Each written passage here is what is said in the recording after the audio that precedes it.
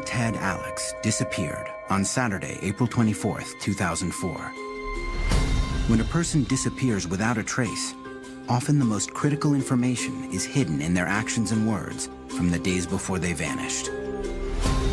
Jeremy Alex's last known whereabouts may hold the clues to what happened to him. 28-year-old Jeremy Alex had a carefree approach to life.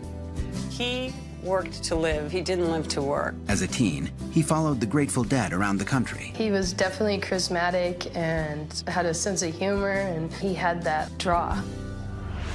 But just before he disappears, Jeremy is discovered in a terrified state.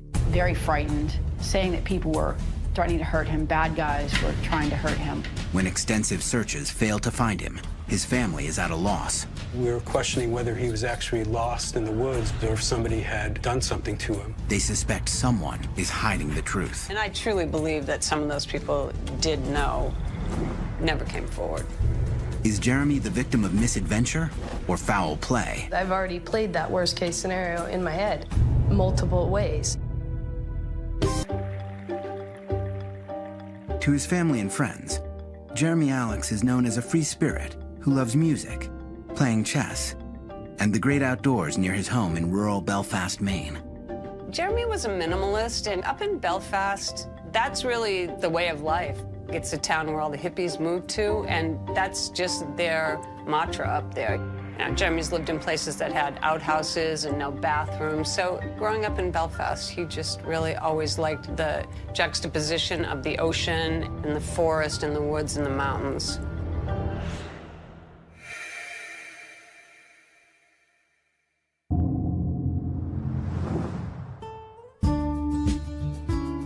In April of 2004, Jeremy's father and stepmother, Ted and Susan Alex, who live in New Hampshire, are making plans to visit Jeremy in Maine and take him out for a belated birthday celebration. It was his 28th birthday.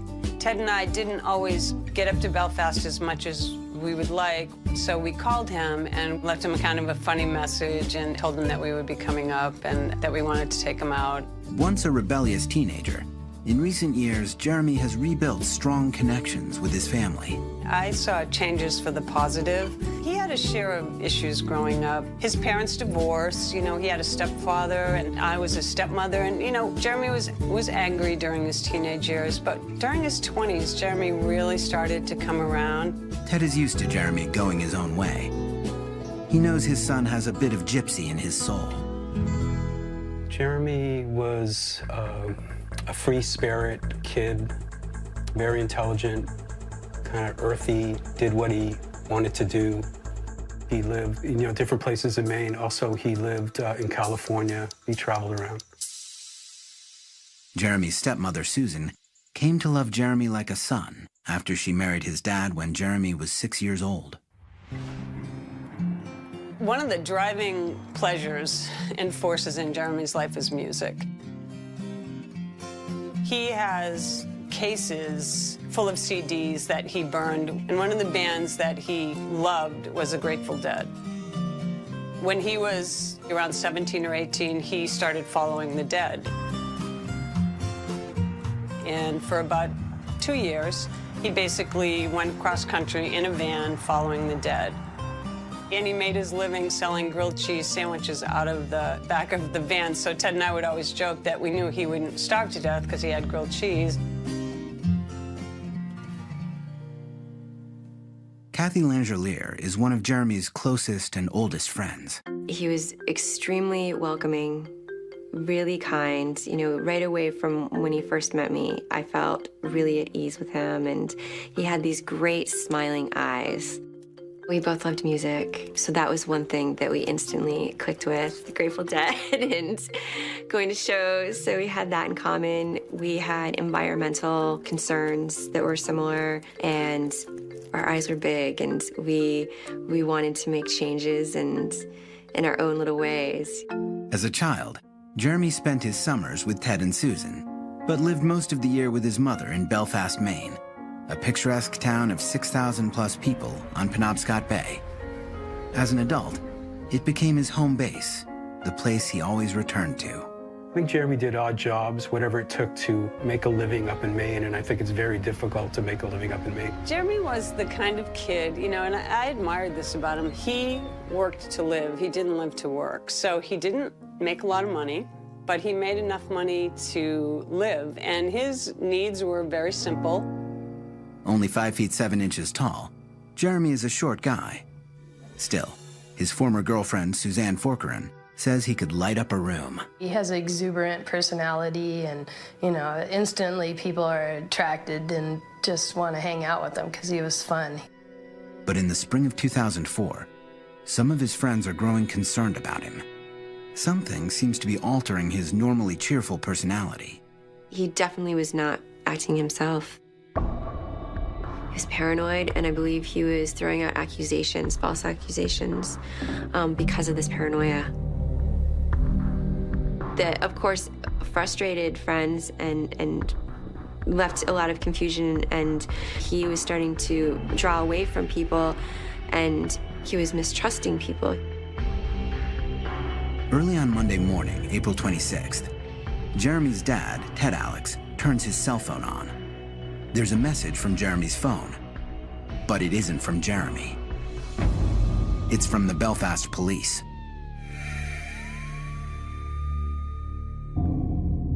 They said that they had found Jeremy's cell phone, his keys, his van, and they were in the process of searching for him. When they found his cell phone, they basically saw Dad, called my number, left me a message. Ted and Susan are mystified.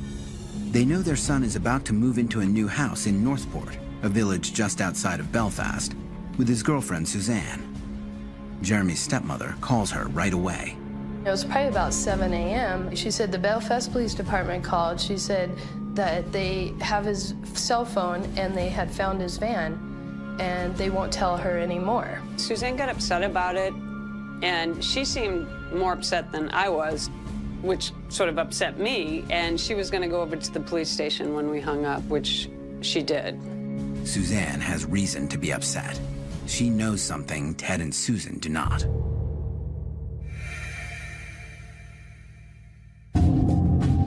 Suzanne last saw Jeremy Saturday morning, 2 days earlier.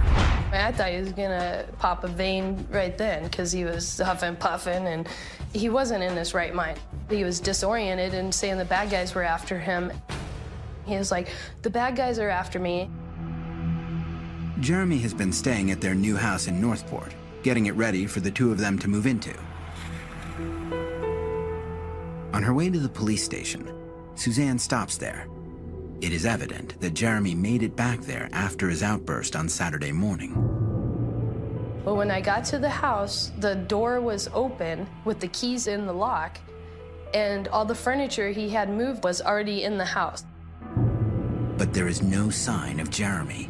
I hurried into Belfast to talk to the police, see what's going on, and when I got there, they told me nobody had seen him since Saturday afternoon. And it's like white just washes over you, and it's like weird. It's a weird feeling.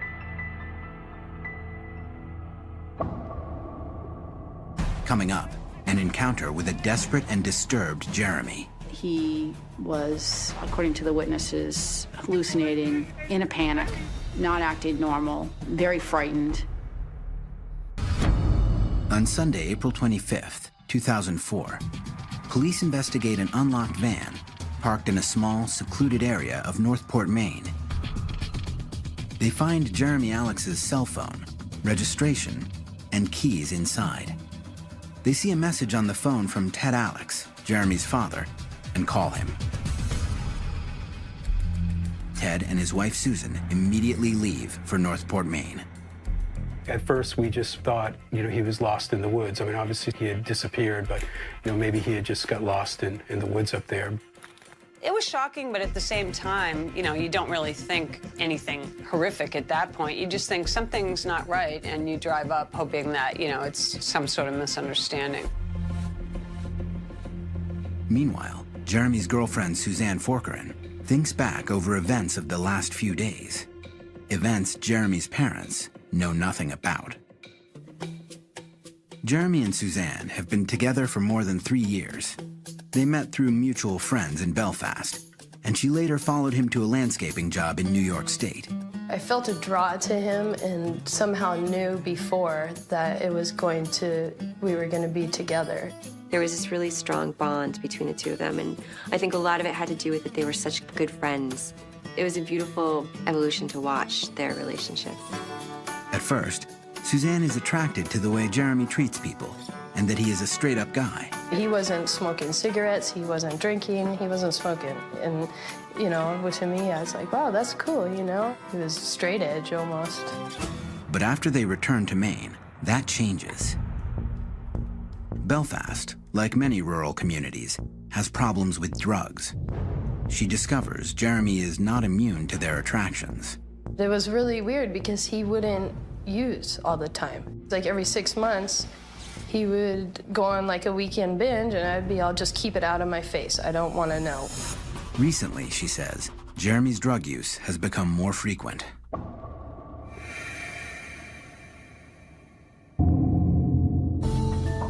The last happy day Suzanne and Jeremy spend together is Thursday, April 22nd. They travel to Sugarloaf Mountain in Jeremy's van. And we went snowboarding. It was actually a really fun day. We all had fun. It was getting warm because it was in April, but there was still snow and slushy. When they get home late in the afternoon, Jeremy seems eager to separate for the night, saying he is busy moving their things into their new house. But Suzanne is suspicious. I imagined, okay, he's probably gonna go on a binge. And so I'm kind of stubborn. Like, once I get my feelings hurt, I'm like, you know what? I'm not gonna call him. He's gonna do what he's gonna do. He can call me when he's done. It is Saturday morning before she sees Jeremy again. When he arrives at her house, he is angry and accusatory. He said, you and 2 other mutual friends of ours were outside my house last night with ski masks. And I'm all, what? That's when I realized it was cocaine because he wasn't in his right mind. I could tell when he started talking like that. I just started crying and I went into my room. You know, it was overwhelming. I'm sad and I'm in there crying. Just as abruptly, Suzanne says, Jeremy's manner changes and he tries to comfort her and apologizes. And he came into my room and he's like, I'm really sorry. If you need to talk, you know where I'll be. But when she joins him downstairs as he loads up some furniture to take to their new house, he is distant and ignores her pleas to tell her what's wrong. And I'm like, you know what? He needs to go home, sleep it off for a couple days, and I'll talk to him, you know, in a couple days because this is not going anywhere.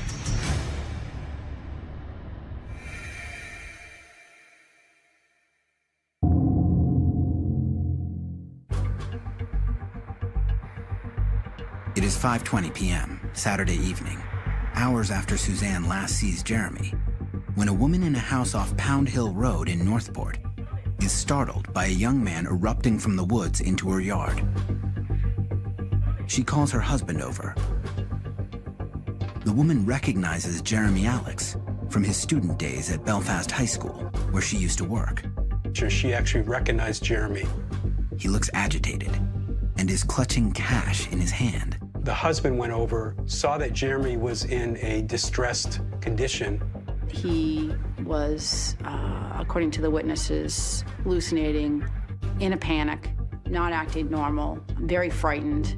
Holly Edwards, editor of The Village Soup, was a reporter covering Jeremy's disappearance in 2004. The circumstances as to how the eyewitnesses encountered Jeremy was the most unusual thing. He was saying that people were threatening to hurt him, bad guys were trying to hurt him. He said that somebody was after him, someone was going to kill him. At that point, Jeremy offered the money that he had in his hand to the man if that person would let him go. The couple doesn't know what to make of Jeremy's story. They try to calm him down, but when the woman goes to call 911, he panics. He refused to stay with them even though they were going to try to get him help, and then sort of took off in a panic, running again. The couple reports the incident and identifies the young man to police as Jeremy Alex. As the weekend unfolds, nobody else sees or hears from Jeremy. For 2 days, I just thought he was home sleeping it off, being stubborn and not calling him, and in all reality, he wasn't even at home. He was wherever he was. On Sunday, the police go through Jeremy's van, parked near the house where he was last seen, and call Jeremy's father, Ted Alex. By the time Ted and Susan Alex arrive, it is Monday afternoon. Everything was just as if, he got out of the van and planned on coming back. Jeremy's girlfriend Suzanne and some of his other friends are already there and have been searching the neighboring woods on their own. The woods in Maine are kind of treacherous. It's not like you're just walking to a park. You're kind of stumbling and trying to get through the woods and not get scratched up. And so, we just yelled and looked and just hoping that we would see him or something. It was such a bizarre scenario. It was confusing. There were certain key things that Jeremy wouldn't normally leave behind, and he had, and I'm not sure why he was there. It's stressful. It's a stressful feeling. Worry. People are starting to worry. Ted Alex is concerned, but he is also still optimistic that Jeremy will be found soon. Yet he knows that his son will not be able to survive many more of Maine's cold April nights without shelter. He is comforted, knowing that a full-scale search led by the Maine Warden Service, and including canine units and volunteers, is scheduled to take place the next day. All the dogs and some of the searchers have tracking devices on them. They'll search a grid area. After the search, everything will be downloaded in a computer. They'll look at areas that might not have been searched, research them, and then go to the next grid area. However, the extensive search fails to turn up any signs of Jeremy. Police accounts of his strange encounter with the couple in Northport have already reached his family and his girlfriend, Suzanne. Suzanne remembers Jeremy telling her that he thought people were after him. At the time, she thought his paranoia was due to drugs. But now, she begins to wonder. Maybe there was somebody after him, because he mentioned it to me, he mentioned it to his friends, and he also mentioned it to the lady and the man that tried to help him at the end. Is that in his mind or from the drug use, or was it really happening? Maybe what he was saying was in fact true and it wasn't a hallucination. It was really what caught our interest and caught the community's interest. News accounts of the search bring tips. A motorist tells police that a man resembling Jeremy crossed Route 1 on foot ahead of her on the Saturday evening he disappeared. When she passed him, she spied him in the rearview mirror, crossing back over the road again. Where he was headed to is anyone's guess. Whether he was trying to get back home, whether he was oriented enough to try to get back home, it's hard to tell what he was thinking. On Wednesday, April 28th, Jeremy's stepmother, now overcome with worry, vents her frustration on some of Jeremy's friends and acquaintances in the search party. I literally said, if you know something, this is becoming life and death for Jeremy. If he's out there, it's cold, we don't have a lot of time.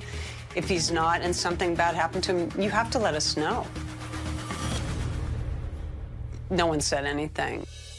Coming up, secrets are revealed. I did try and hide the fact that there was drug use. And suspicions grow. We were questioning whether he was actually lost in the woods or if somebody had done something. Jeremy Alex's strange disappearance makes headlines in Maine as soon as the official search begins. In the beginning, they were absolutely just looking for someone who was in some sort of distress and then might have become hurt, lost in the woods. That part of Northport, there's not a lot of houses. They're few and far between, and so it would be very easy to get lost in the woods there. So I think it was just truly treated as a missing person, an unusual missing person in how it all came about, but really just as a missing person. Ted Alex pursues every avenue he can to find his son. He stepped in, and he's a kind of in-charge type person, kind of like Jeremy. I rented a helicopter for 12:30, and we're going to go up and look some more. And he was doing everything that he could do, because the time is critical, and it had already been 2 days before we even heard that he had disappeared. Ted and Jeremy's stepmom stay in close touch with Suzanne since she knows the community and was one of the last people to see Jeremy. Susie was our connection with these friends of Jeremy's. We were just fish out of water up there. Suzanne obviously had an insight to days before the event, which we didn't have. She had spent time with Jeremy. She knew his mindset, what he had been doing, where he had been. Originally, Suzanne had tried to cover up Jeremy's drug use. I did try and hide the fact that there was drug use because I was like, if he's found, I don't want him to get in trouble, you know?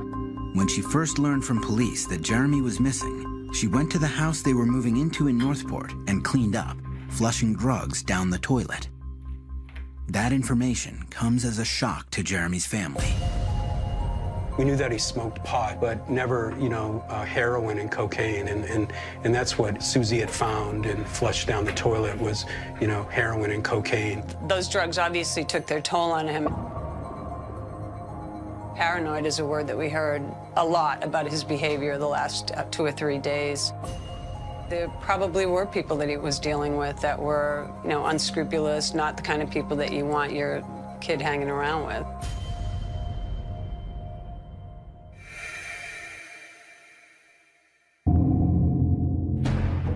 A friend of Jeremy's tells the Alexes that she spent Friday night, the night before Jeremy disappeared, doing drugs with him at the house in Northport. They had stayed up most of Friday night. They were doing cocaine and they were doing heroin. She left Saturday morning. When she left, she, was concerned that Jeremy should stop. I finally did tell the police, okay, I went to his house and I tried to get rid of the evidence of drug use. And it got really overwhelming, and one of the state police or state detectives, he had me outside and he was just questioning me, like, you need to tell me where he got his drugs. They could have a bullet in his head. And it was a double-edged sword for the police department because, there were drugs involved and they needed to deal with that. Once the police begin looking into the drug connection, Jeremy's family says many of his friends seem to shy away from speaking to them. I think they all cared about Jeremy gone missing, but I think they had hesitation when it came to giving information to the police. Meanwhile, the efforts to find Jeremy continue. A second official search begins on May 2nd, 8 days after Jeremy was last seen. Friends cling to the hope that the wood-savvy Jeremy knows how to survive in the wild. Jeremy was an extremely resourceful individual and clever, very clever. I think he could have survived, absolutely. Yes, I do. he knew a lot about making fires. He could live out in the outdoors for a while. But the search turns up no signs of him. Hopes for finding Jeremy alive in the woods begin to fade. As the days went on and there were cold nights, we knew that it was inevitable that he wouldn't be alive. I mean, if he was still in the woods. Perhaps Jeremy isn't in the woods. Could Jeremy, who's known to pick up and go on a whim, actually be somewhere far from Belfast, Maine? You know, there was always in our mind a question whether he was actually, you know, a little bit like, okay, maybe he just took off. Then, investigators get a lead from another motorist who saw Jeremy as she was driving on Pound Hill Road the afternoon he disappeared. She told police he was talking to two men in a red pickup truck. That was a truck of interest. The police talked about it, and we were hopeful that it meant something. The area where Jeremy's van was found in Northport, we subsequently learned was a place that was commonly used for drug activity. It's isolated, but it's easy to get to. So they don't know if he went to this place to meet somebody. The two guys, in my mind, sort of bolstered Jeremy's story that people might have been after him. Months go by with no other leads. Then, in September of 2004, 5 months after Jeremy disappears, there is one final search over the terrain around Northport. The searchers find nothing. With the coming winter, the official searches will end. By now, Ted and Susan suspect that Jeremy is lost not to the woods, but to foul play. As the time progressed, we were questioning whether he was actually lost in the woods or if somebody had done something to him. Maybe he owed money to somebody, maybe they owed money to him. I don't know, but if you put two and two together, that's sort of what you come up with. Coming up, the case is about to go cold when a stranger comes forward with tantalizing new information about Jeremy. He said that he had Jeremy's license and he had his money.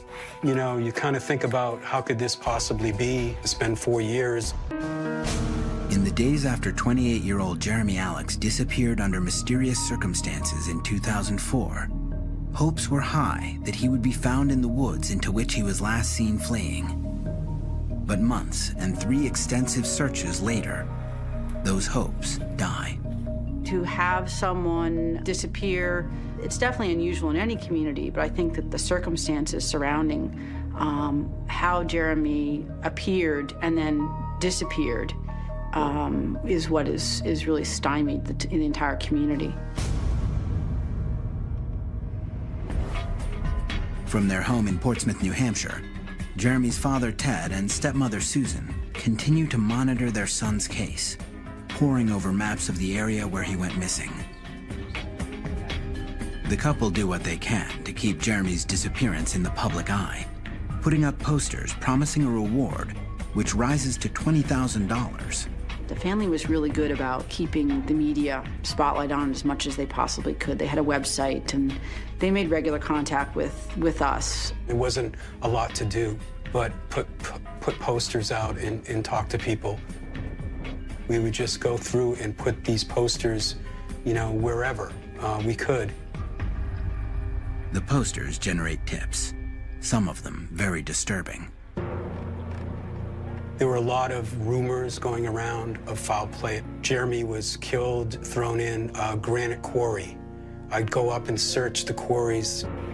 Somebody heard that Jeremy was killed and buried or thrown in a well. We just followed the tips that I would get on the phone, unrelated to what the police were, you know, dealing with.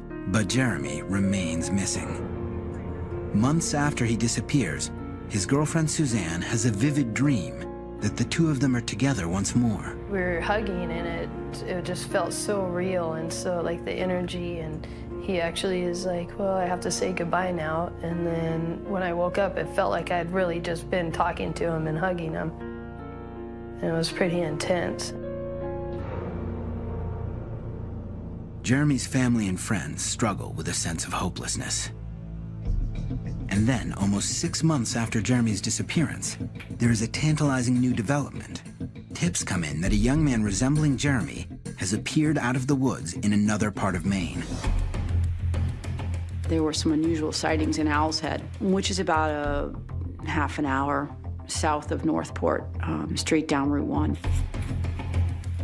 2 people had reported seeing this person come out of the woods, not saying anything, looking very disheveled, and they swore that this was Jeremy, that it looked exactly like Jeremy.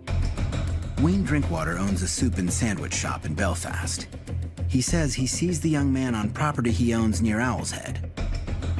I had seen the posters of Jeremy, but it looked just like Jeremy. And I asked him his name, and he didn't seem to be there. He didn't seem to respond. And I came back to Belfast, and I called the sheriff. And I said, I think I found Jeremy. But when police pursue the lead, it turns out to be another dead end. There just happens to be someone who looks very much like Jeremy, who has some mental health issues. In a cruelly ironic twist, the lookalike's name is also Jeremy. He has been lost in the woods briefly after wandering away from his family. After the disappointment of the false Jeremy Alex sightings, Ted asks the Maine State Police to get involved. In 2006, more than 2 years after Jeremy's disappearance, they launch a special search of a local pond.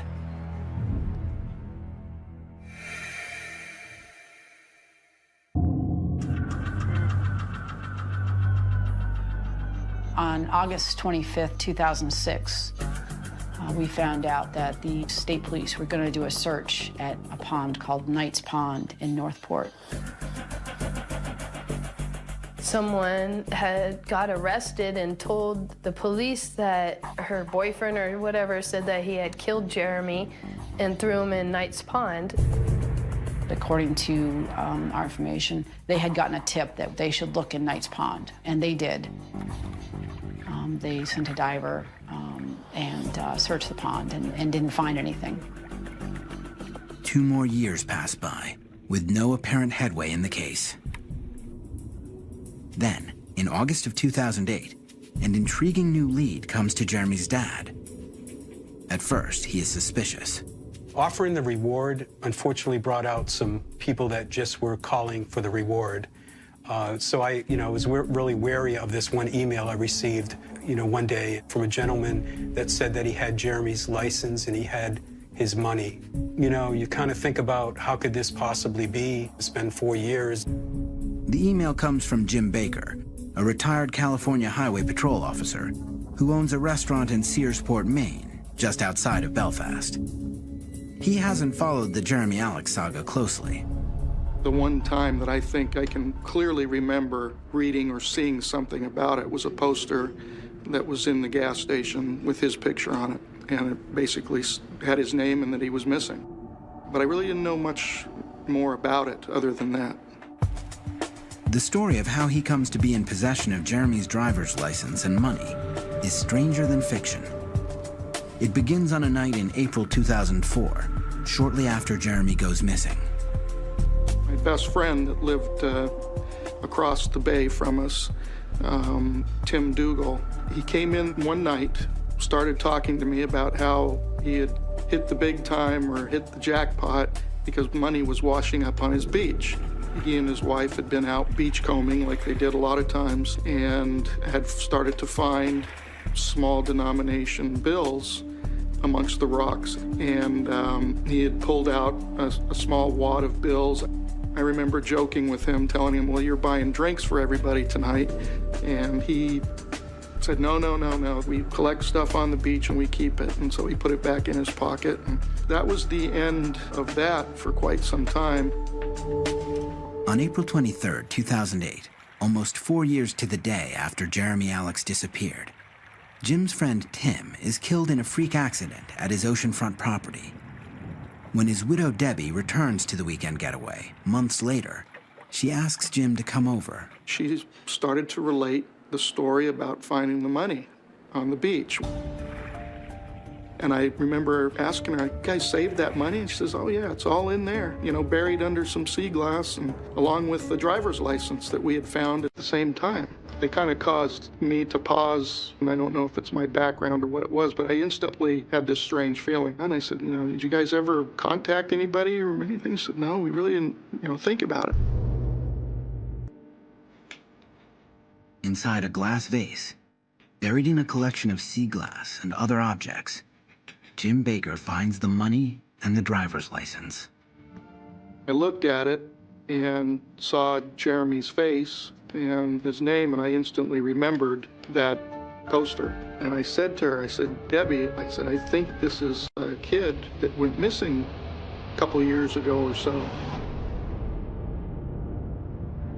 Coming up, an important new clue shifts the search for Jeremy from the woods to the water. A body would just be carried out straight down that channel right out into the ocean.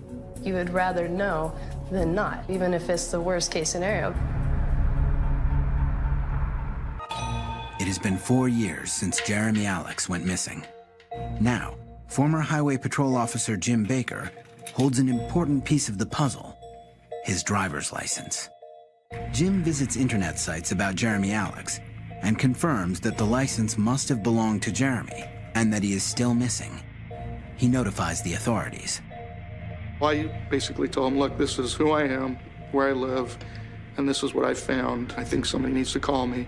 In the meantime, nobody called me back for a while, and so I sent Ted an email with the same information. Days later, the license and money that were first found on the beach in April of 2004 are in the hands of the state police. The best that we could determine was probably within a couple of days of his disappearance. That's when they started to find the stuff on the beach. Jeremy was last seen with some money in his hand and then took off in the direction of the coast and in the general direction of Tim and Deb's house. For Ted, it is one more terribly ironic twist. We were in that neighborhood searching. We put posters up on the street where they lived. They just never put two and two together that this could possibly be a lost person. And that's the sad part about it, because 4 years, you know, there's not a lot of evidence, even if there was other things washed up on shore. Ted goes back to the area and searches the rocky beach where Jeremy's license and money were found. For months, he returns, looking for another sign or clue that might lead him to Jeremy. You know, if he was running towards the beach and towards the cliffs, disoriented, not sure where he was, frightened, whatever, you know, is it possible that he went off the cliff into the water? But 4 years later, there is no further trace of Jeremy to be found here.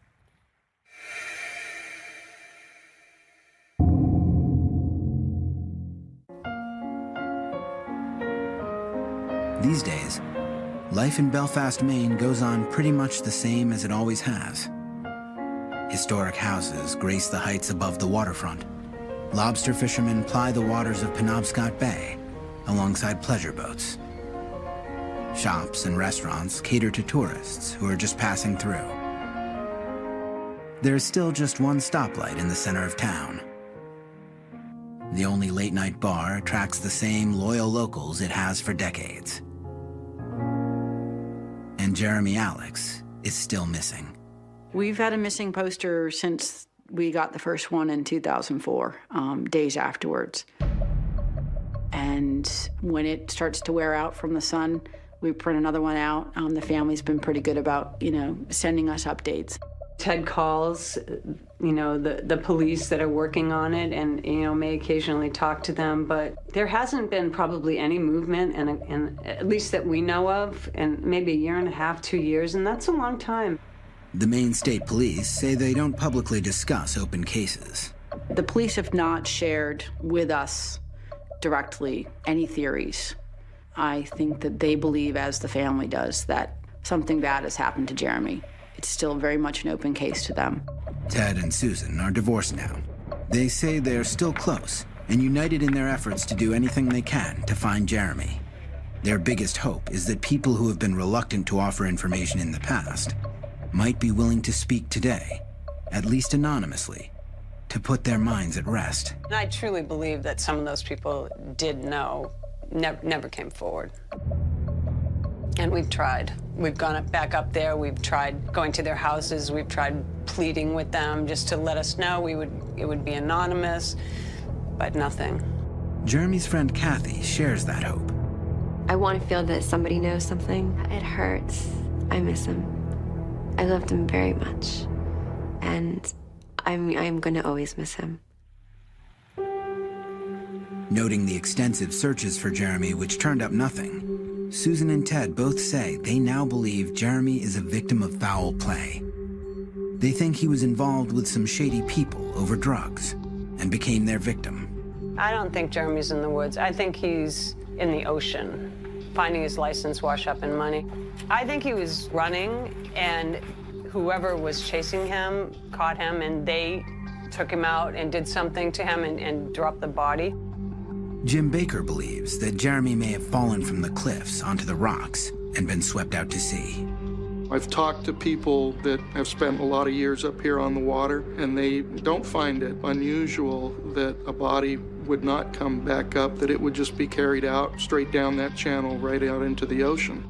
It is truly a mystery. So many possibilities. The house where Suzanne and Jeremy lived before he disappeared is abandoned now and neglected. It is the last place Suzanne ever saw Jeremy, and 16 months after he disappeared, she returned to her native California. It's almost like a wound that won't scar.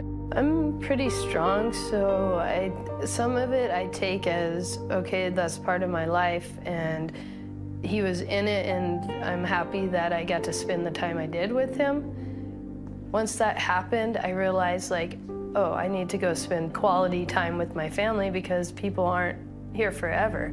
She still has the dog, Gonzo, Jeremy helped her pick out. He's a connection to Jeremy, and actually sometimes he reminds me of Jeremy because he's feisty and he's short and he's got an attitude. Back in Portsmouth, Jeremy's father established a charitable fund to help kids at risk, called the Jeremy Alex Fund. What I've tried to do is try to help other people or other kids not end up like Jeremy. And I think that's just a way of healing for me. Because chess was Jeremy's favorite game, the fund gives out chessboards to all the fourth graders in town, along with instructions on how to play. We go in, we talk a little bit about Jeremy. I keep it light. I talk about, chess is a lot like life. You make decisions and you need to be responsible for your actions. And so they make the right decisions and they realize the consequences of what they do to themselves doesn't just affect them, it affects their family forever. Friends and family say they know that after all this time, it is unlikely that Jeremy's story will have a happy ending. And none of them believe it is possible that Jeremy could have gone off somewhere for years without ever contacting the people closest to him. A Father's Day would go by, or my birthday, or Susan's, and we knew that he would always call. He was considerate like that. Even though he was a free spirit, he knew my cell phone number and he knew to call. Jeremy had too big of a heart to put people through this, or to put Ted and his family and Suzanne and then the rest of his friends to have that emotional burden. I don't believe that Jeremy ever would do something like that. There would have been contact. There's so much speculation around Jeremy's case because there are so many possibilities. He could still have just fallen into a well and could be out in the woods. But it could also be something, a part of a bigger piece of a puzzle, a group of people involved in something. We just don't know. April Pitzer disappeared on Monday, June 28, 2004. When a person disappears without a trace, often the most critical information is hidden in their actions and words from the days before they vanished. April Pitzer's last known whereabouts may hold the clues to what happened to her.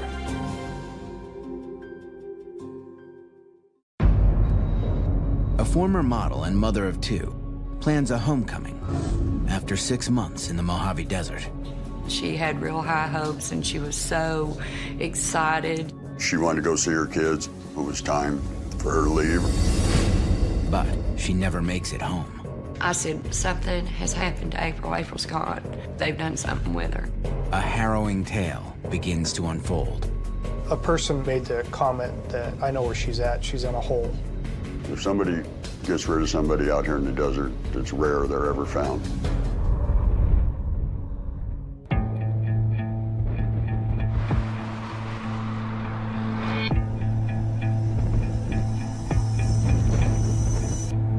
It's a windy, unforgiving evening in the Mojave Desert in May 2004. 30-year-old April Beth Pitzer aimlessly wanders along old Route 66 in Newberry Springs, California. The young mother of two from Texas, who once aspired to be a model, is now homeless, hungry, and defeated. She wonders how life has come to this.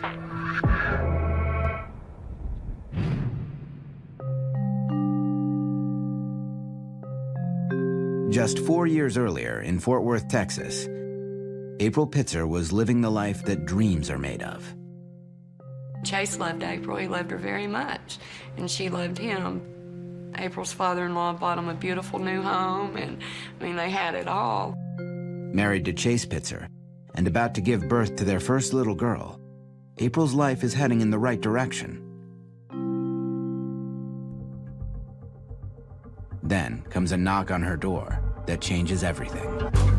The DEA showed up at her residence in Fort Worth and told her she was coming back to Arkansas to be a federal witness.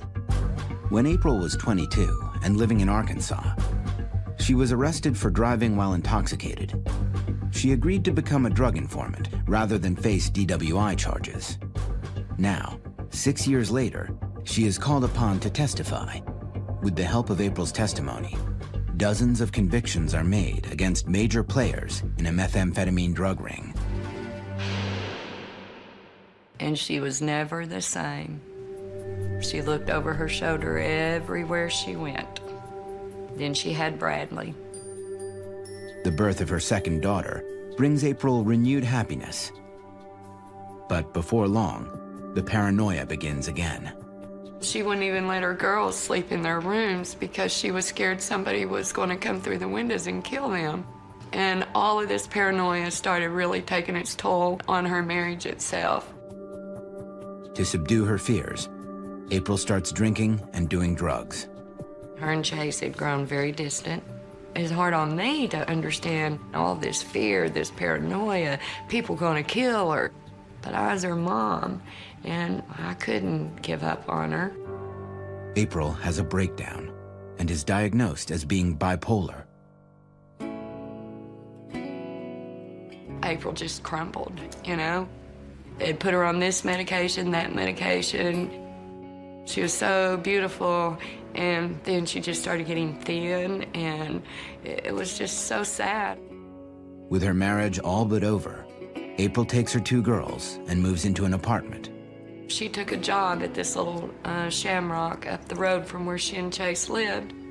The girls had never been away from her. She was hands-on mom all the time. Just when she thinks life can't get any worse, April's in-laws gain custody of her children.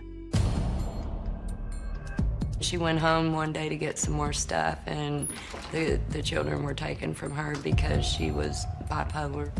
They thought she needed a break. Separated from her children, April starts socializing with a different crowd. I met April back sometime in Texas.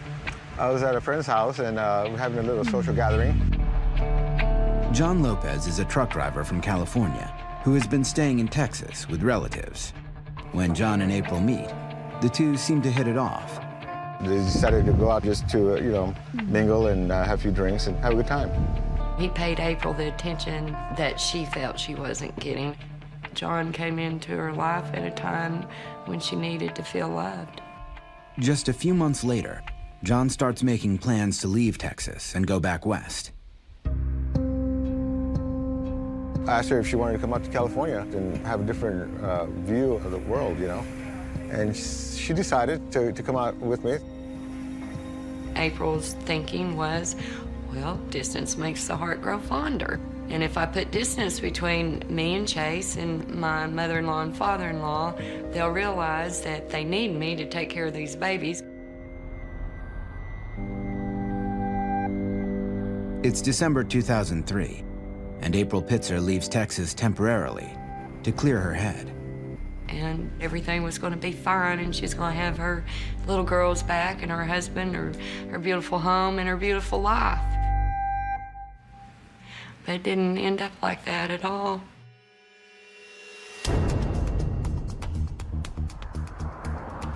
The Mojave Desert is at once enticing and dangerous.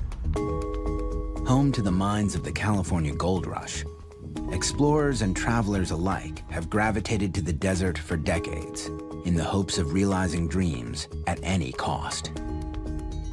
But once there, April realizes opportunities for an outsider are scarce. There's a lot of really good people who lived out here their entire lives, but for those people who are moving out here trying to get away from the city, there's not a whole lot of work out here. With so much space and little opportunity for legitimate employment, the desert can be a playground for criminal activity.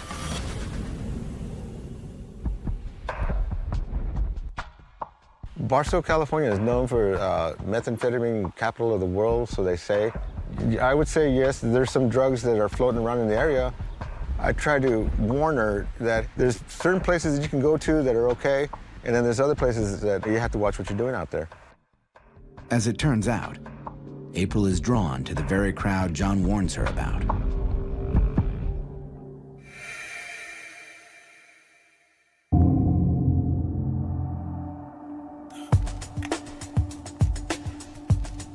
One night, at a party in the desert outside of Barstow, April meets a man who will change the course of her life.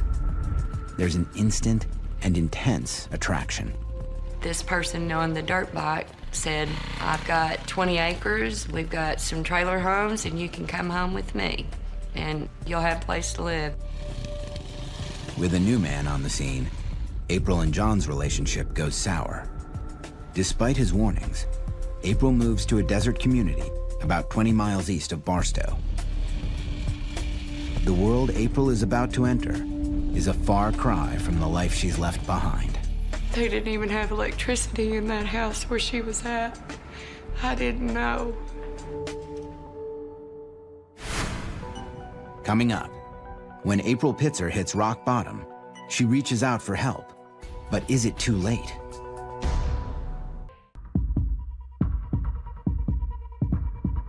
When April Pitzer's marriage fails and she loses custody of her children, she leaves Texas and takes a trip out to the California desert to regroup. But a few months after her arrival, April is introduced to an underworld of drug dealers and addicts. Steve Wilkinson remembers when April arrived outside of Barstow in late January 2004. The house I lived up in was right up on the road, and she was staying back there with her boyfriend. A lot of people with criminal records living out there. Her boyfriend and his brother had been arrested quite a bit. I've been arrested a few times for drug cases, so there was a lot of activity.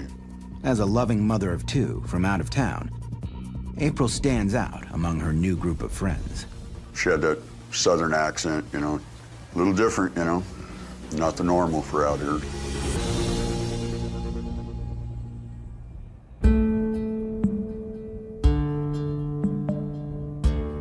Three months go by, and April's situation is getting increasingly precarious. When she and her new boyfriend break up, April has nowhere to go. With no job and no money, April lives day to day, never knowing where she will eat or who will offer her a bed for the night. She has been lying to her mother, Gloria Denton, about her life out in California. I didn't know April was homeless and living from place to place. I thought that she had a job and everything was okay. But life is far from okay for April Pitzer. The desert is an ocean separating her from her children. She is depressed and doesn't know where to turn. She started walking down National Trails Highway. A man in a truck passes by and sees April in distress. He pulls over and asks if she needs help. And she just lost it, started crying, and told him her troubles, and he said, I'm taking you home to my mama. April accepts the kind gesture and goes with the man to meet his sick, elderly mother, Barbara Killebrew. They become friends instantly. Both are lonely and seeking companionship. April was a caregiver. That's all she ever did, you know? I mean, she took care of people. Taking care of Barbara reminds April of the life she left behind, one she desperately wants to get back to. Barbara told her, your mama needs to know the truth. And April called me, and it was the hardest phone call I ever took. April tells her mother about the dark road she has traveled. I was shocked. And she said, Mama, I just didn't want you to worry. She said, I was just so ashamed, you know? April also says she wants to come home.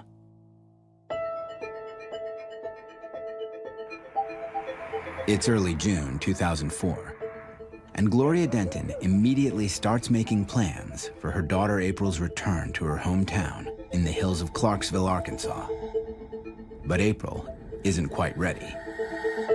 Her mom seemed to think that she wanted to come home. She was ready to. She just hadn't made that commitment that she was going to do it. While days are spent with Barbara, April still needs a place to stay at night. Unfortunately, Barbara doesn't have an extra bedroom for her at the house. For shelter, she must rely on the kindness of other friends in Newberry Springs. She'd been staying at my house maybe a couple of weeks or something like that, but she wanted to go see her kids, and that was a good thing for her to go do. You know, it was time for her to leave. But according to Gloria Denton, her daughter stops staying at Steve's house not because the timing is right, but because she is scared.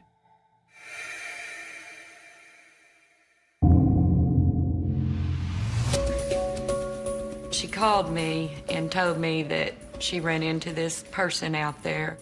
In a strange twist of fate, the past has finally caught up with April Pitzer. She met a girl out here and found out that she knew who she was from back east, because I guess April was a federal informant back there. And it was on that case that this girl's husband went to prison. There was the girl and her husband that she testified against in the state of Arkansas 7 years later. How's that happen? According to Steve, when April realizes who this woman is, she overreacts, calling too much attention to her past as a drug informant. After all, many of her new friends have made their careers off the drug trade. She kept wanting to apologize and say how sorry she was, but the girl didn't want nothing to do with her. Just leave me alone, go away, it's over. All the years of fear and paranoia are finally substantiated. I said, oh my God, April, you gotta get out of there. I said, you're gonna die. Steve Wilkinson was in federal prison on drug charges at the time of those convictions. He remembers the case that April testified in that broke up a major drug ring. 32 people went to federal prison over it. There was chemicals being bought back east, brought out to California for the manufacture of methamphetamine. There were a lot of drugs being sold back there from out here.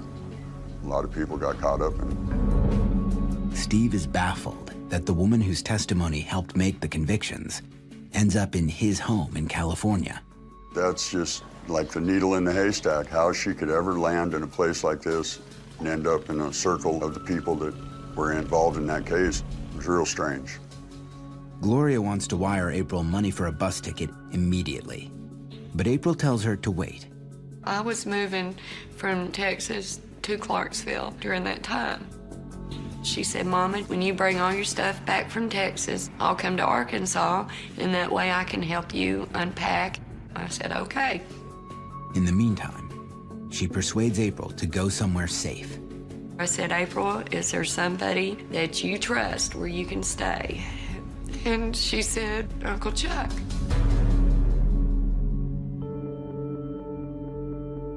Chuck Hollister is a quiet, middle-aged man, well known for taking in people who are down on their luck.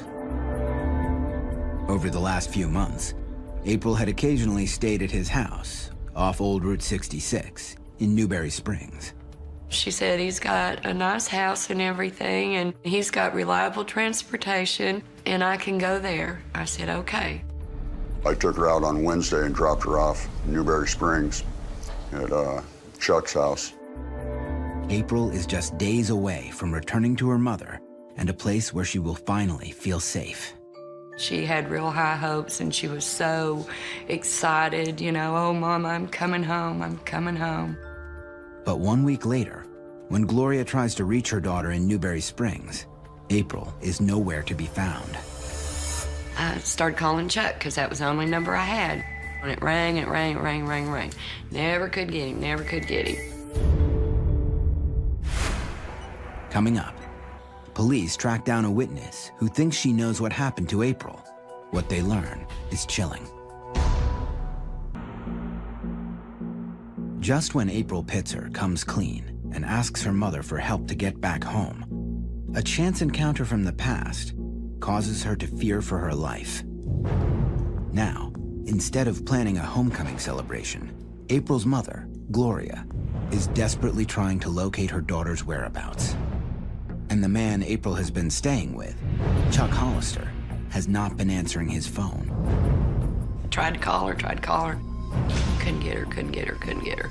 And on July the 4th, I finally got a call. April's friend, Barbara Killebrew, had been in the hospital. One of the first things she does when she gets home is phone Gloria to check on April. Barbara called me and she's like, how's it feel to have your baby back? I said, Barbara, April's not home. As she hears those words, Gloria begins to fear the worst. I said, Barbara, something's happened to April. Who was the last person with her? And she said, Chuck Hollister, he brought her out here to get her stuff. He had taken her to several friends' house. He took her to Barbara's house. She was telling everybody goodbye. She had packed her stuff, and her stuff was ready to go. It's been 8 days since April was last seen. Gloria is frantic and tries to file a missing persons report. I called San Bernardino County. They wouldn't let me report her missing. They said she just had a bad marriage, lost her kids. April's not missing, she just doesn't want to be found. And I'm like, you don't know my daughter. Gloria and April have a special bond as mother and daughter. Everybody thought we were sisters, you know. She was my friend, she was my daughter, she was my everything. When April was just 3, Gloria Denton lost custody of her 2 children to relatives. I was 19 years old, and they thought I was too young to be a mother. For the next 15 years, Gloria fought relentlessly to get her children back. Refusing to lose touch, Gloria and April maintained a close relationship over the years. Her cards, they tell the story. She loved me very much, and I loved her. When April is 17, she finally moves home to be with her mother.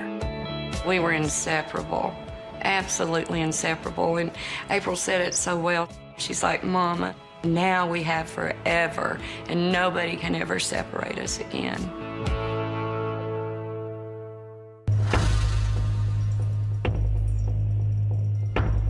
Now, in June 2004, Gloria fears she's losing April once again.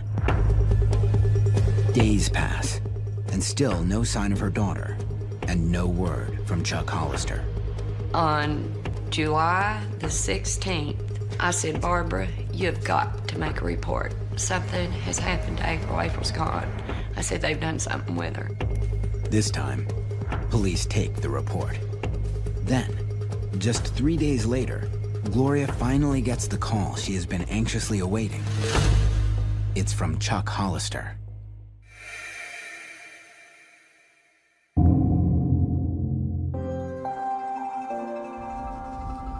And finally, he called me back, and he's like, oh, I'm sorry that I've not been in touch with you. He goes, I've been moving a friend to Oregon. And I said, Chuck, where's April? Monday morning, he got up to go to work. April was still there. He came home, and April was gone, and he hadn't seen her since. He thought somebody gave her a ride to a bus stop, and she had gone home. Chuck tells Gloria about April's state of mind the Sunday night before she goes missing. She had the pictures of her girls out on the counter, and she was crying. She held their pictures up to her heart and said, I'm going home, I'm going home. But what Chuck tells Gloria next is very disturbing. Chuck said that a couple of her bags were still there on the property. Oh, it's all here. He said, there's her little white suitcase, there's her backpack. Why would April have left all her belongings behind if she was en route to Arkansas?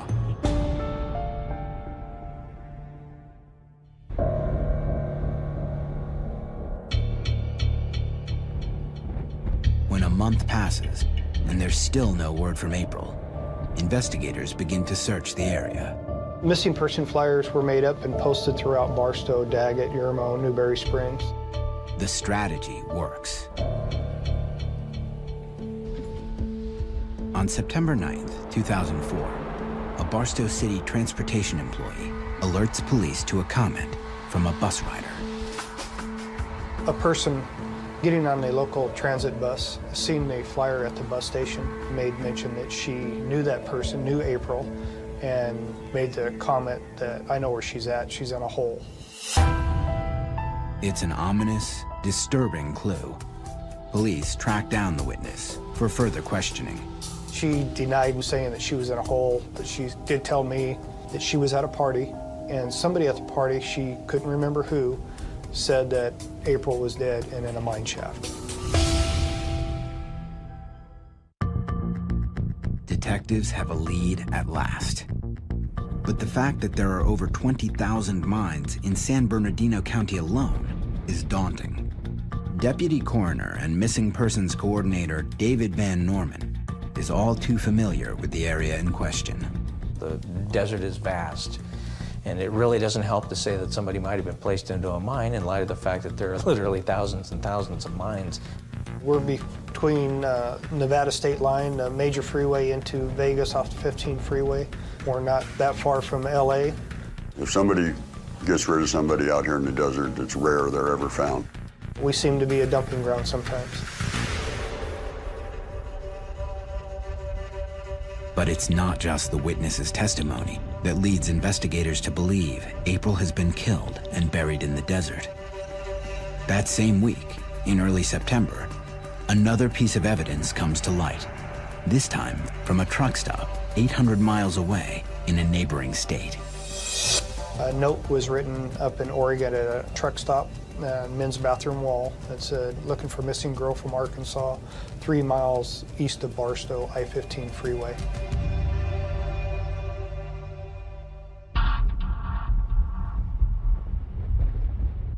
From Barstow to the Calico exit, a ground search was conducted. And again, that's an area where there's hundreds of mine shafts. We had nothing more to go on than that. Meanwhile, the San Bernardino County Sheriff's Department obtained surveillance video at the truck stop that captures everyone going into and coming out of the men's bathroom. It's 24-hour live video, and we have it from June all the way through to the day it was found in September. In the end, neither the ground searches nor the surveillance video provides any further insight into April's case. No evidence was found. That doesn't mean that the rumor isn't true. Coming up, could cryptic notes etched in an old miner's shack hold the answers to April's disappearance?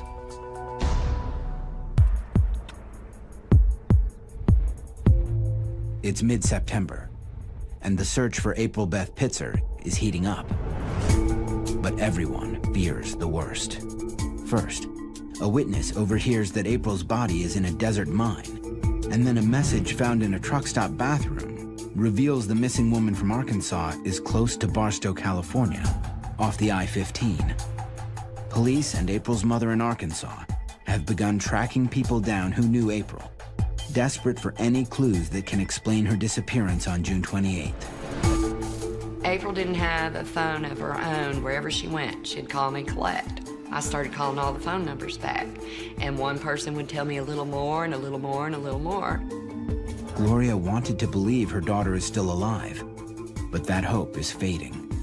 She hears many theories about where her daughter's body is, but there is one location that keeps coming up: the mines of Ludlow.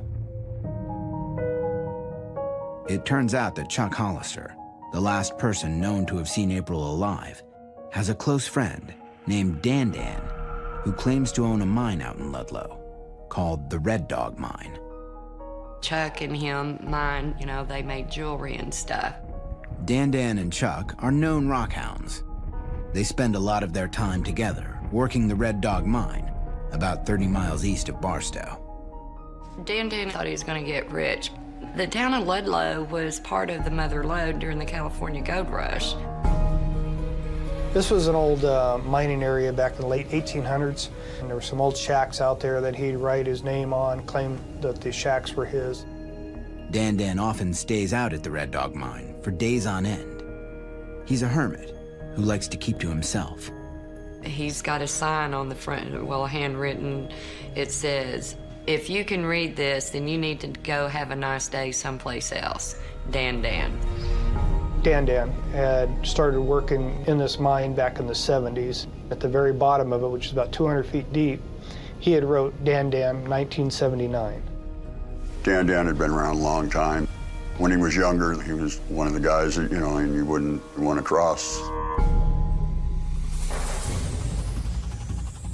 The connection between the rumor that April's body might be found deep in a Ludlow mine and the fact that Dan Dan worked the Red Dog Mine in Ludlow is enough for police to investigate further. First, they try to question Dan Dan. I went by his house on numerous occasions. His vehicle would be there. I'd knock on the door, he wouldn't answer. I would leave my business card. I left missing person flyers asking him to contact me. Eventually, Dan Dan does talk to the police. but says he knows nothing about April Pitzer's whereabouts. Without gaining any valuable information from Dandan, investigators decide to go out to Ludlow and search the area. They begin at the dilapidated mining shacks Dandan is rumored to have occupied and are shocked at what they find. There was some writing, strange writing on the walls inside. Things about him being a sniper in Vietnam, things about trespassing on his property. What investigators tell Gloria is bone-chilling. One of the sayings were 3 people can keep a secret if 2 are dead. Another one was, if you want to disappear, I can help you. It'll bug me forever because I might have sent her to her doom.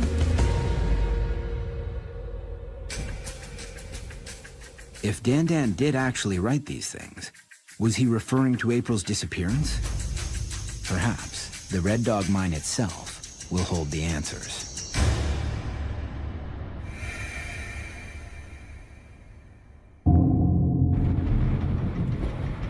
The Barstow Search and Rescue Team went out there. They also eventually took cadaver dogs out there, and they searched the mine from top to bottom. But after 2 days with the cadaver dogs, police are confident April's body is not hidden there. There are no clues to indicate April had ever been to the mines.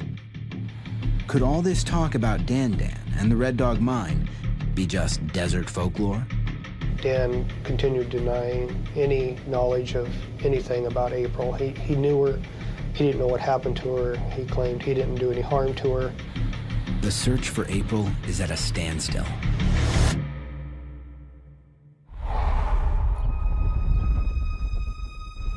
Then, a new and disturbing clue surfaces.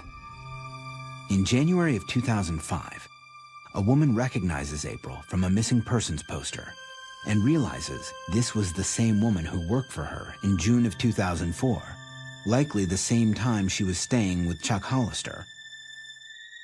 Andre Pruitt, owner of the famous Baghdad Cafe in Newberry Springs, remembers well the day April came into the restaurant. April came in and asked me for a job, said she needed to have something to do. She said she lived over on one of those dirt roads back there.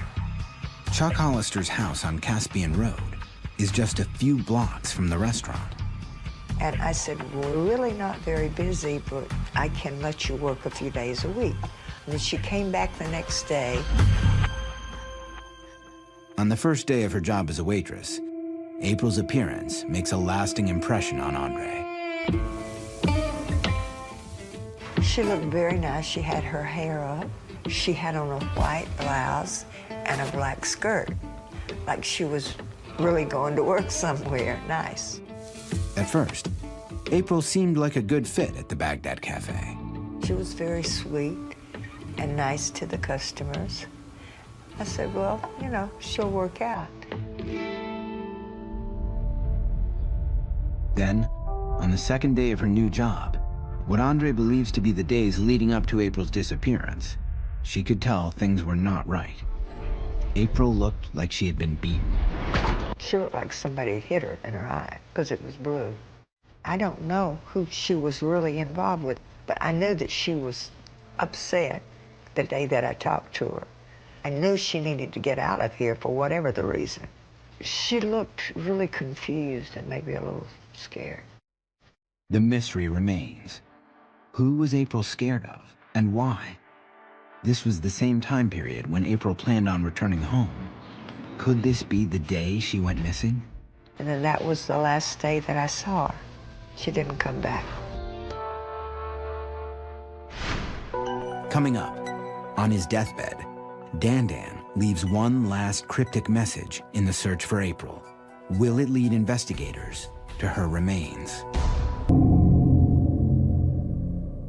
In late December of 2005, while leading a tour group through the old mines of Ludlow, the historian stumbles upon what will prove to be vital evidence. He went in one of the old abandoned shacks and he seen women's clothing and he said, stop. He said, we gotta leave here. Hoping to be able to identify the clothes as April's, Gloria is on the first plane out to San Bernardino County in California. This is the first time Gloria Denton will confront the people and places associated with her missing daughter. I just dropped to my knees when I got out there, and I seen it. Just vast sand, hills, desert, shacks. Gloria remembers how April described the desert in one of their last conversations. She said, Mom, it's a dog-eat-dog world out here. You do what you can to survive. And when I got out there, I knew what she meant.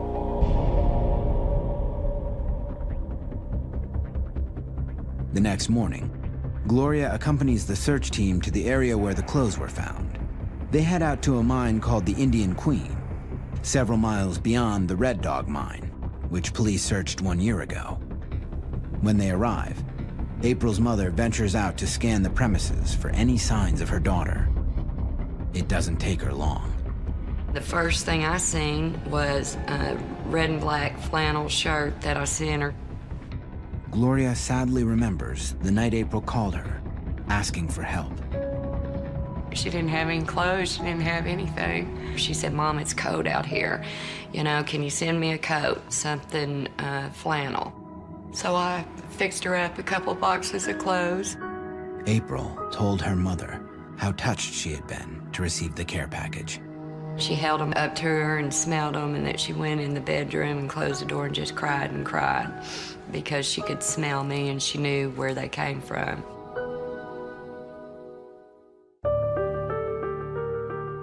After a thorough search, investigators feel confident April is not at the Indian Queen.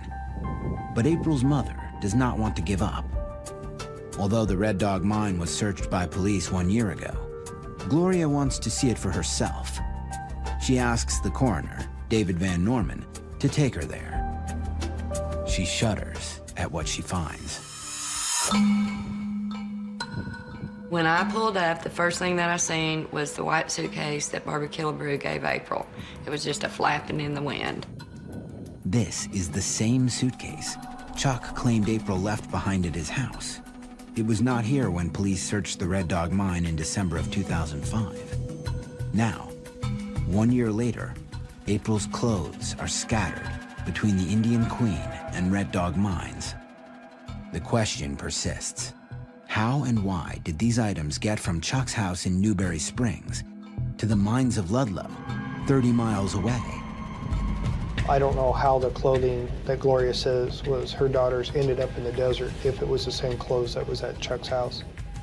Police and Gloria may never know the truth.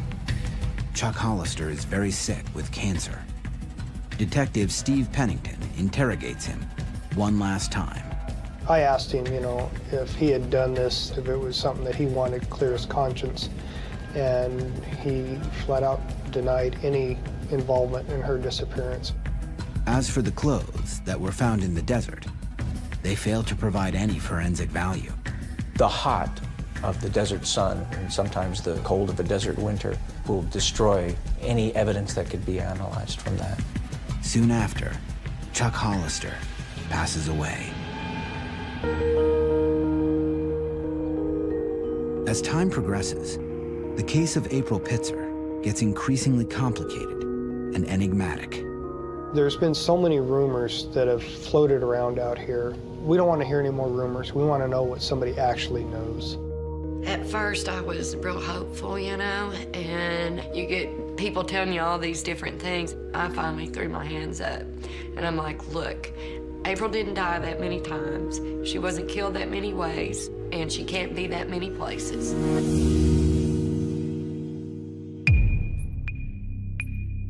Then, in 2009, when Gloria is out in California for yet another search, she hears through the grapevine that Dan, the man who might hold the clues to her daughter's disappearance, is sick and in the intensive care unit. I'm like, oh my God, I've got to go see this man. He can't die. I could never rest if I'd been out here and I don't go talk to him. With April's missing person picture on her t-shirt, Gloria Denton confronts the man she believes is somehow involved in her daughter's disappearance. And he looked at me and I said, Dan, I'm Gloria. I'm April's mom. And I kept on waiting on that hate to come over me, and it just never came. Dandan and Gloria talk for over an hour. His kindness makes Gloria feel as though she has been wrong all along about his role in April's death. I started crying, and he cried with me. And, you know, he took my hand, and he said, April was a sweetheart, Gloria, and whoever killed that girl needs to be brought to justice. Then, just days later, before dying, Dandan confesses to friends that he knows more about April's disappearance than he let on. Dan said when he was dying, that girl, April Pitzer, said her mom's in the right place, she's just not been far enough. I believe when he said we were looking in the right place, he was referring to his mind.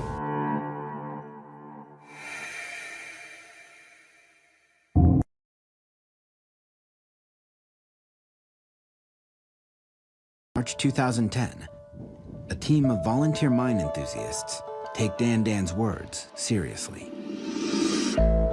They have the capabilities of rappelling 3,000 feet deep into mines. If April is farther down in the Red Dog mine, they will find her. I copy you, Mike. I'm gonna start heading down. Okay. On rope! Clear.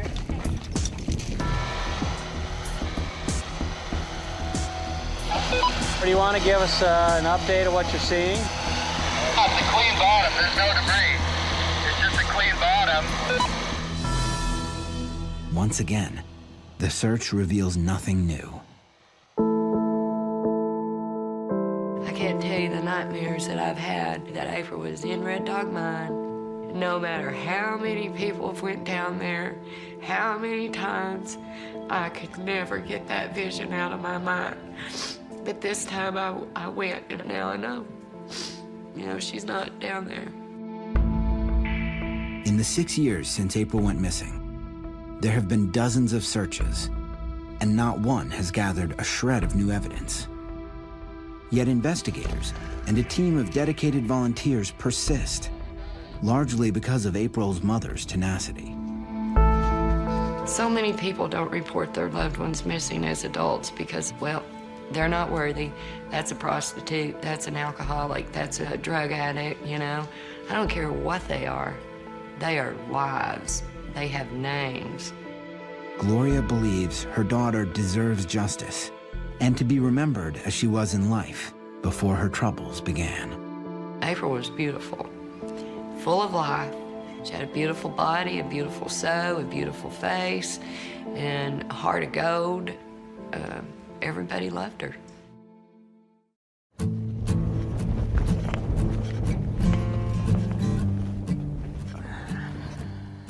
I so believe she's here. No. You know, I have peace that April's with the Lord. And one thing for sure, nobody can hurt her, nobody can take her from me, and she doesn't have to be afraid. I just wished our time together would have been different. But it'll be okay, because we'll do it again. I wish she'd just come running up over the horizon. Say, Mama.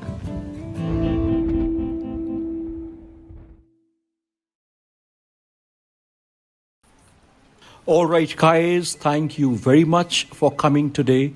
I have called you for a very special thing. We have an event day after tomorrow, and Khushi, you will make the necessary arrangements. Khushi. Yeah, sure, sir. You seem a bit off today. Everything is good, sir. Don't worry, I will do. All right, I am counting on you. All the very best.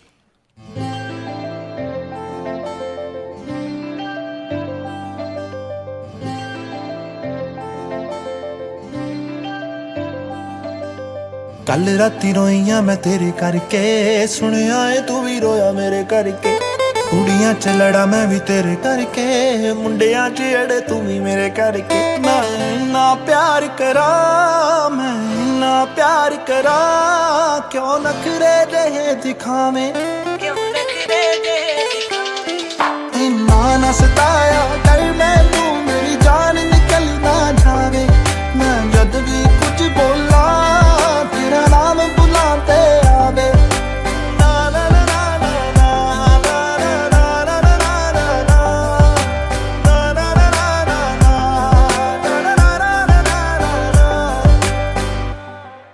ਪੁੱਛਦੀ ਮੈਂ ਤੈਨੂੰ ਮੈਨੂੰ ਸੱਚ ਸੱਚ ਦੱਸੀ ਵੇ ਇੱਕ ਵੀ ਨਾ ਗੱਲ ਵੇ ਤੂੰ ਦਿਲ ਵਿੱਚ ਰੱਖੀ ਵੇ ਦੁਨੀਆ ਨਹੀਂ ਚਾਹੁੰਦੀ ਵੇ ਤੇਰਾ ਮੇਰਾ ਪਿਆਰ ਵੇ ਸੁਣ ਮੇਰੀ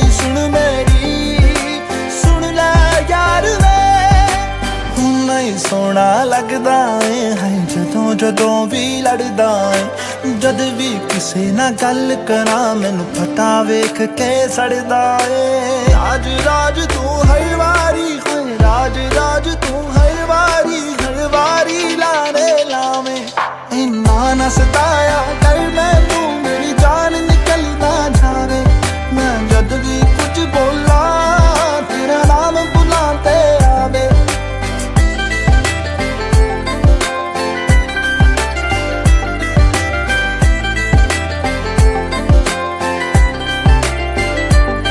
ਸਾਰਾ ਦਿਨ ਬਿਜ਼ੀ ਰਹਿਣਾ ਏ ਤੂੰ ਯਾਰਾਂ ਦੇ ਨਾਲ ਬਹਿਣਾ ਏ ਤੇਰੀ ਦੂਰੀ ਤੇ ਮਜਬੂਰੀ ਦਿਲ ਮੇਰਾ ਏ ਸਹਿੰਦਾ ਏ ਕਿੱਥੇ ਜਾਵਾਂ ਨਾ ਜਾਵਾਂ ਹਰ ਇੱਕ ਗੱਲ ਮੈਂ ਪੁੱਛਦੀ ਆ ਮੈਨੂੰ ਕਦੇ ਮਨਾਉਂਦਾ ਨਹੀਂ ਤੂੰ ਮੈਂ ਕਿੰਨਾ ਰੁੱਸਦੀ ਆ ਮੈਨੂੰ ਚੰਗਾ ਲੱਗਦਾ ਏ ਭਾਵੇਂ ਸਿਰ ਮੇਰਾ ਤੂੰ ਖਾਵੇਂ ਇੰਨਾ ਨਾ ਸਤਾਇਆ ਕਰ ਮੈਨੂੰ ਮੇਰੀ ਜਾਨ ਨਿਕਲ ਨਾ ਜਾਵੇ ਮੈਂ ਜਦ ਵੀ ਕੁਝ ਬੋਲਾਂ ਤੇਰਾ ਨਾਮ ਬੁਲਾ ਤੇ ਆਵੇ